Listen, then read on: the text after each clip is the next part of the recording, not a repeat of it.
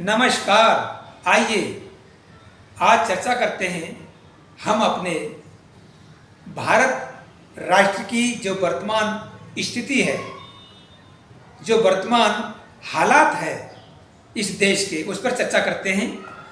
क्या आप इन हालातों से संतुष्ट हैं? यदि हाँ तो कमेंट में डालिए, ना तो कमेंट में डालिए। ये देश किसी एक जाति विशेष का देश नहीं है। ये देश, इस देश में रहने वाली तमाम धर्म, संप्रदाय, वर्ण, जाति यानी सबका ये साझे का राष्ट्र है। सबकी ये साझा विरासत है ये भारत। तो ऐसी साझा विरासत में रहने के लिए सबका एक साझा व्यू भी होना चाहिए, सबका साझा एक विचार भी होना चाहिए कि हमारा देश कैसा हो, हमारा समाज कैसा हो, हमारा परिवार, हमारा घर कैसा हो।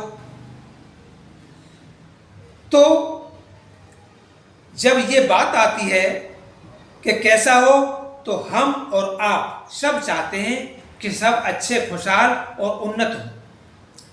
अब अच्छे, खुशहाल और उन्नत होने का जो मूल मंत्र है वो तो शिक्षा है, और शिक्षा ही जिस समाज की, जिस देश की ध्वस्त कर दी जाए, तो बताइए वो देश और समाज कैसे भला उन्नत हो सकता है। पंजाब का चर्चा है पूरे देश के अंदर। आज बाढ़ से ग्रसित है पूरा पंजाब, बाढ़ से ग्रसित है, लेकिन इस देश के कुछ लोग उनको सपोर्ट कर रहे हैं और कुछ लोग उनको सपोर्ट नहीं कर रहे हैं। तो ये अच्छी बात नहीं है, क्योंकि वो हमारे देश का हिस्सा है। तो हम सबको मिलकर के जैसा जिसका बनता है सपोर्ट करनी चाहिए। चलो खैर, कोई बात नहीं।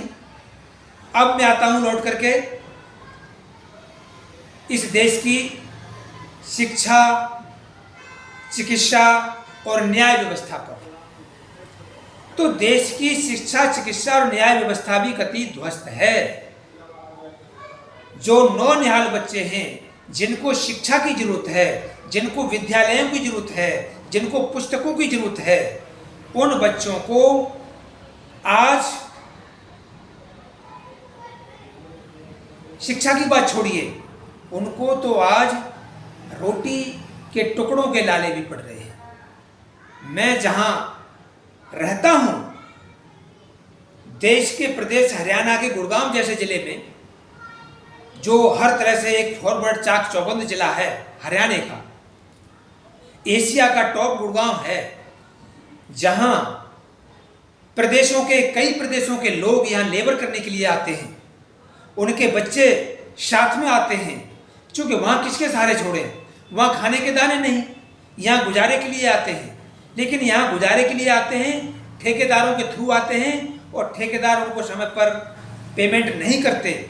तो उन लेबर तबकों को यहाँ से बीच में ही छोड़कर अपने घर भागना पड़ता है। कई दुकानों का घर रह जाता है, लेकिन उनकी मजबूरी ये है कि जब ठेकेदार उनको पेमेंट ही नहीं करेगा तो वो यहाँ कैसे टिकेंगे।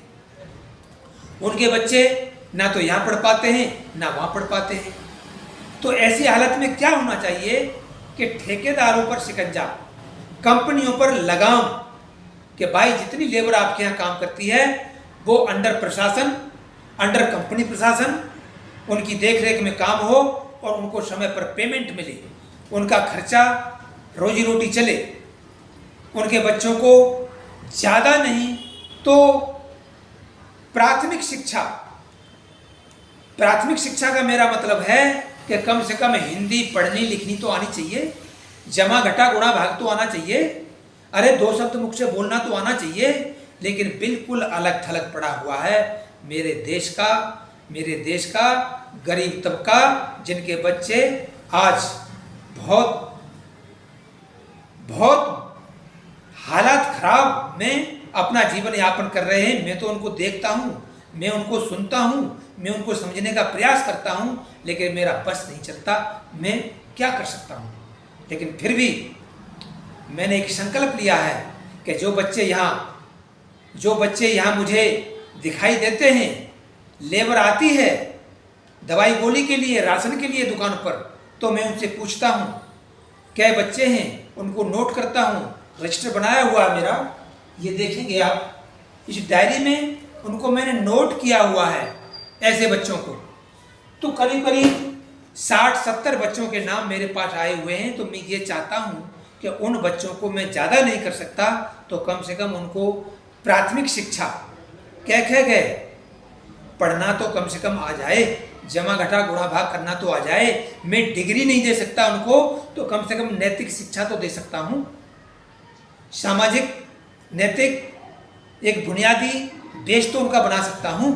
तो भाइयों और बहनों, ये मेरा ऐसा विचारधारा है और इस काम को मैं अमली जामा चंद अगले महीनों में पहना के खड़ा करूँगा।